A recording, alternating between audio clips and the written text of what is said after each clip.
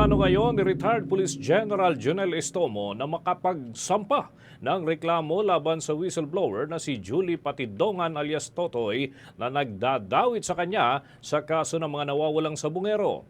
Sa isang statement, sinabi ni Estomo na inihahanda na ng kaniyang mga abogado ang kaukulang kaso laban kay Patidongan pati na sa anyay malisyoso at walang batayan na mga paratang laban sa kanya.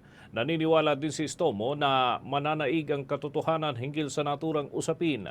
Nauna na ngang itinanggi ni Estomo ang pagkakasangkot niya sa pagkawala ng mga sabungero matapos pangalanan siya mismo.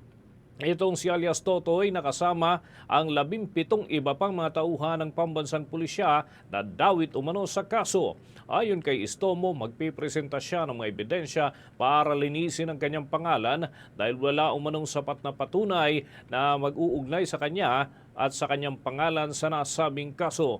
Sa kanyang paghahain naman ng complaint affidavit sa headquarters ng National Police Commission noong araw ng Lunes ay unang ibinunyag ni Patidongan na si Estomo ay miyembro ng tinatawag na Alpha Group o yung malalapit sa negosyanteng si Atong Ang na inaakusahan naman ni alias Totoy na utak umano sa pagdukot doon sa mga sabungero.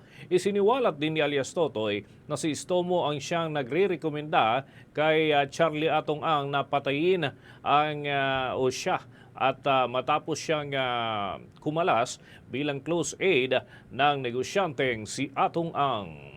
For the most trusted source of news and information, visit our website at www.bomboradio.com. Follow us on Bombo Radio mobile app, Facebook, YouTube, TikTok, and X, formerly Twitter.